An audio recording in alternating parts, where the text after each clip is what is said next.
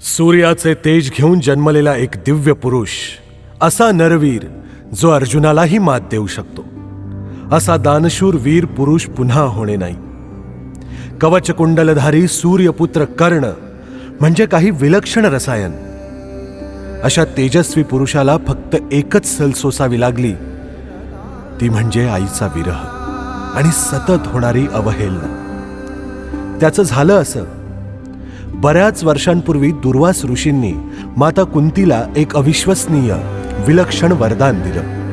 त्या वरदानाचे फलित म्हणजे सूर्याच्या आशीर्वादाने प्राप्त झालेला पुत्र सूर्यपुत्र कर्ण.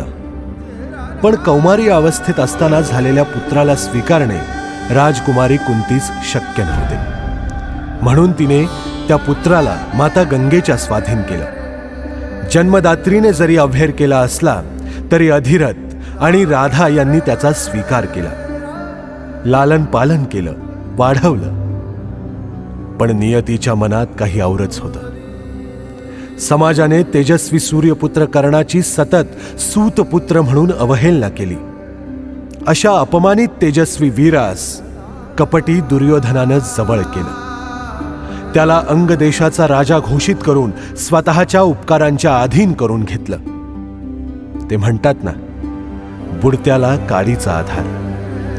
स्वतःचे स्थान आणि पराक्रम उंचावण्यासाठी मिळालेली संधी पाहून शूरवीर कर्ण अधर्माच्या गर्तेत खेचला गेला. हे कुठंतरी थांबलं पाहिजे, नाहीतर अनर्थ होईल. हृदयाचा पथ विजयाचा सारथी तूच तुझा, जल्लोषाचा इंद्रधनू तू पसर तू बहुदिशा, क्षितिजाच्या तू शाईनी रे लिहि इतिहास नवा, कर्माच्या या किरणानी तू रच ब्रह्मांड नवा.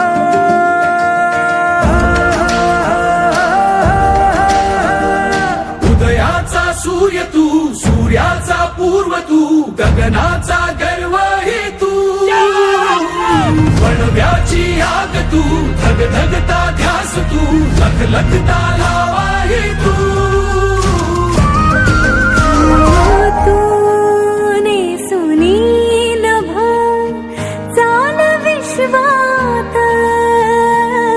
संघर्षाच्या गर्भात नाव तुझी, तुफानाला देणार मात तुही, दुर्दैवाचा अपमानाचा पुसवन वास आता, अभिमानाचा सन्मानाचा युग प्रवास हवा.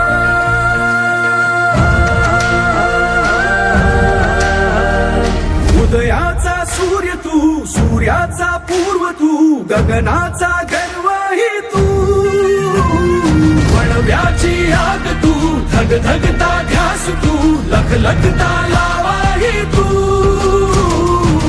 सच है सही क्या जो ये भरम है, तो कर तू वही जो तेरा करम है. हाथों से तू बदल दे अपनी लकीरें, हाथों से तू बदल दे अपनी लकीरें.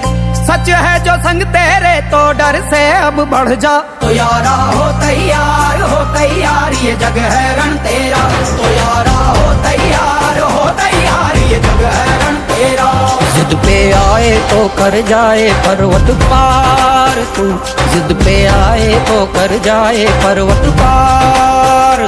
तू जो ठाने तो माने तो हक में होंगे तेरे ये सृष्टि ये संसार. तो यारा हो तैयार ये जग है रण तेरा, तो यारा